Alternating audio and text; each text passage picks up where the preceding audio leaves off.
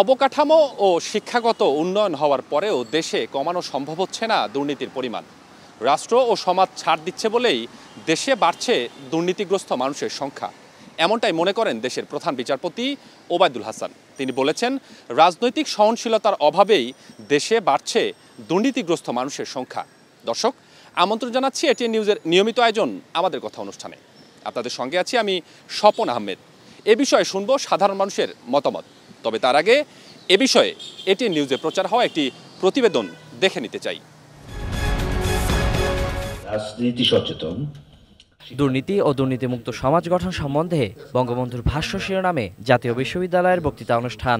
এতে মূল প্রবন্ধ পাঠ করেন রাষ্ট্রবিজ্ঞানী ও জাতীয় বিশ্ববিদ্যালয়ের বঙ্গবন্ধু চেয়ার অধ্যাপক ডক্টর হারুনুর রশিদ। যারা কর্তব্য পালন করে না তারা দুর্নীতিবাজ, যারা বিবেকের বিরুদ্ধে কাজ করে তারাও দুর্নীতিবাজ, যারা বিদেশের কাছে দেশকে বিক্রি করার ষড়যন্ত্র করে তারাও দুর্নীতিবাজ। অনুষ্ঠানে প্রধান অতিথি হিসেবে যোগ দেন প্রধান বিচারপতি ওবায়দুল হাসান। তিনি বলেন, রাজনৈতিক সহনশীলতার অভাবে দুর্নীতির বিরুদ্ধে শক্ত পদক্ষেপ নেওয়া সম্ভব হচ্ছে না। যে রাজনৈতিক অস্থিরতা এবং রাজনৈতিক সহনশীলতার যে অভাব,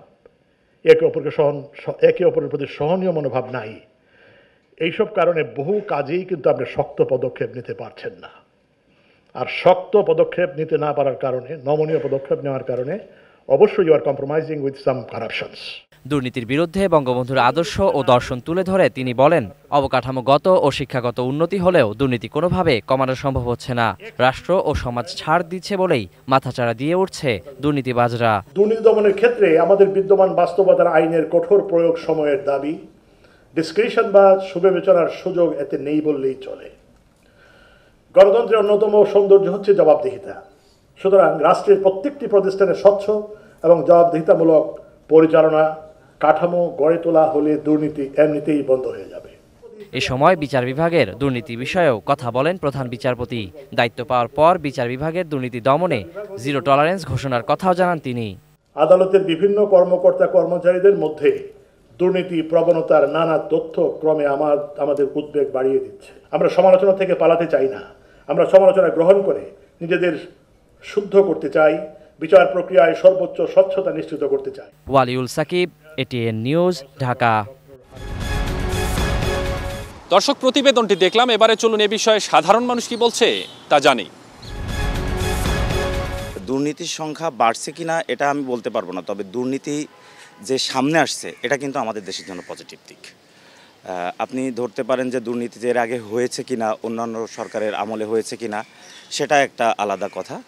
তবে এখন যে দুর্নীতিটা হচ্ছে বা এটা আমাদের যে সামনে আসছে, এবং দুর্নীতি নিয়ে যে সাধারণ শিক্ষার্থী আছে তারা কিন্তু এটা নিয়ে বেশ সোচ্চার। আপনি হচ্ছে যে আমাদের যে বিভিন্ন সরকারি আমলা আছে তাদের দুর্নীতিটা সামনে আসছে, তারপরে সরকারি পৃষ্ঠপোষকতায় যারা আছে তাদের দুর্নীতিটা সামনে আসছে, এবং আমার মনে হয় যে দুর্নীতি সামনে আসছে বিধায় দুর্নীতিটা কিন্তু আস্তে আস্তে আমাদের দেশ থেকে লোপ পাবে। দায়িত্ব গাফিলতির কারণে সিস্টেম ম্যানেজমেন্ট ঠিক নাই, যার কারণে এই দুর্নীতিগুলো করতে পারতেছে, ছাড় পাইতেছে। আপনি কঠোর হন, সরকার আইন কঠোর করুক, আরও শক্ত করে ধরুক, ছাড় না দিক, শাস্তি কঠোর করুক, দেখবেন একটাও হবে না এরকম। অন্য দেশে তো এরকম খুব একটা পাওয়া যায় না। আমার দেশে তো তত দুর্নীতি, শিক্ষা বলেন, ব্যবসা বলেন, চাকরি বলেন, সব কিছুর ভিতরে। লেখাপড়া করার পরে আমার চাকরি পায় না, এই যে একটা হয়েছে কোটা, এটার কারণে আরেক সমস্যা, চাকরি পায় না কেউ। তো এইটা কি সমস্যা না? দুর্নীতি এটা তো দুর্নীতির মধ্যেই পড়ে। আদার্স কান্ট্রিতে যারা স্টুডেন্ট লাইফ আছে ওরা ওখান থেকেই ওদের ইনকাম আউটসোর্সিং স্টার্ট শুরু। আর আমাদের দেশে ডিগ্রি অর্জন করার পরও মানুষ 2, 4, 5 বছর, 6 বছর, 7 বছর, 8 বছর শুধু এদিকে দৌড়াদৌড়ি করে একটা জবের জন্য, বাট এই দেশের জন্য।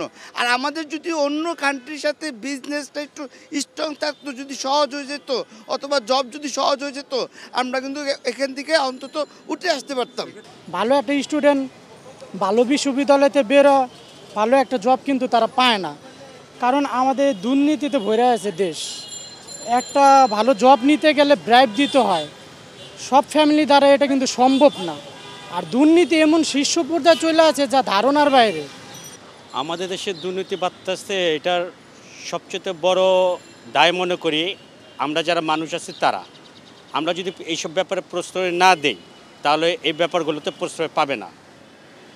হয়তো এই কারণে আমাদের সব দিক দিয়ে সচেতন হওয়া উচিত।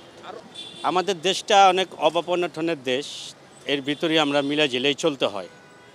এখন দুর্নীতি যদি উপর থেকে যদি দুর্নীতির বিষয়গুলো তুলে না ধরে, তাহলে এখানে সবচেয়ে বড় ব্যাপার হলো প্রশাসনের দিক থাকতে হবে।